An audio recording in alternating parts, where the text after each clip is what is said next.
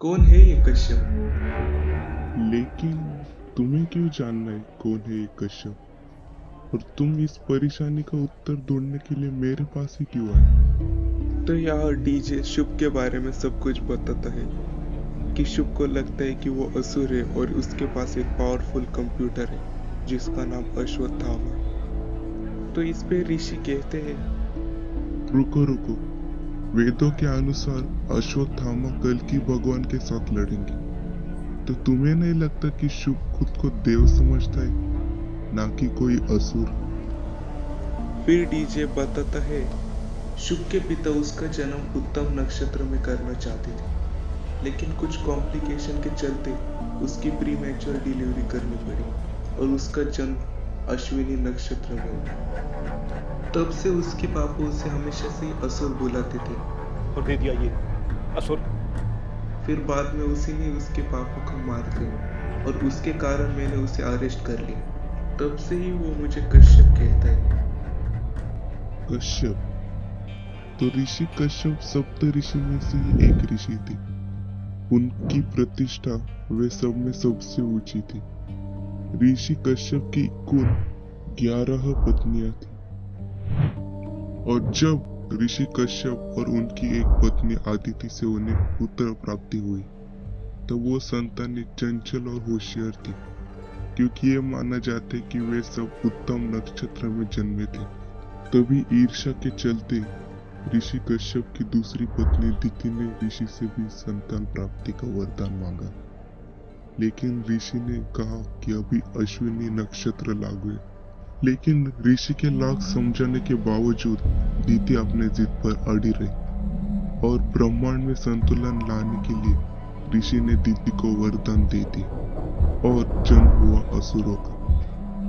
दिति को यह पता होने के बावजूद कि असुर की नियति में यही लिखा है कि वो देवों के विपरीत रहेंगे, फिर भी दिति की ममता कम नहीं हुई थी।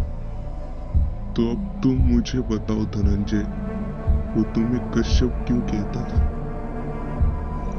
शायद मैंने ही उसे अरेस्ट किया और उसे असुर बनाया होगा, या फिर मेरे अरेस्ट करने के कारण मैंने संतुलन बनाया, इसीलिए।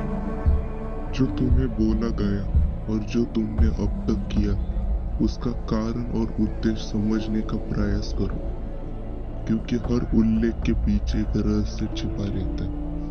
और शुभ को हमेशा ऐसे क्यों लगता था कि असुर को हमेशा ही गलत समझा गया, ये जाने बावजूद कि वो सच में ही गलत थे। असुर जाति को हमेशा से ही बहुत जुनूनी बताया गया। वैसे जुनूनी होना कोई बुरी बात नहीं है, उससे अपने कर्म के प्राप्ति रचनात्मकता, नावीन्यता और सिद्धि प्राप्त होती है। लेकिन असुर जाति को बहुत ही जुनूनी बताया गया है, जिससे वो अपने अंतिम उद्देश्य तक पहुंचने के लिए धर्म और अधर्म का फर्क भूल जाते हैं और उनमें आ जाता है अहंकार, स्वार्थ, विनाश। यही जो विनाश और ईर्ष्या का नियंत्रण है, यही असुर और देवों में भेद लाता है। अगर तुम शुभ की नजरों से देखो तो रावण एक अच्छा असुर था, लेकिन सीता हरण करने के बाद वो दुष्ट बन गया। लेकिन शुभ ये देखना भूल गया कि रावण अपने जुनून के कारण ये भूल गया कि धर्म अधर्म का फर्क। क्या हम उसकी बुद्धिमानी और धीर से ये स्पष्टीकरण दे सकते कि जो उसने किया वो सही था? तो अगर शुभ को लगता है कि वो असुर है और कलयुग को वही फाइनल स्टेज की तरफ ले जाएगा, तो इससे हमें क्या पता चल सकता है कि आगे वो क्या करने वाला है?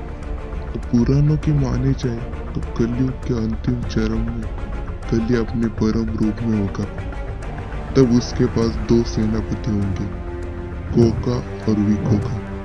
उसमें से कोका के पास जादुई कौशल्य, माया और मंत्र में सर्वश्रेष्ठ है, जिससे वो अपने शत्रु को माया से कुछ भी जता सकता है। और विकोका युद्ध रचना और रणनीतिक बुद्धिमत्ता में कौशल्य है। उन दोनों को ब्रह्मदेव से वरदान प्राप्त हुआ कि उन दोनों को एक साथ नहीं मारा जा सकता।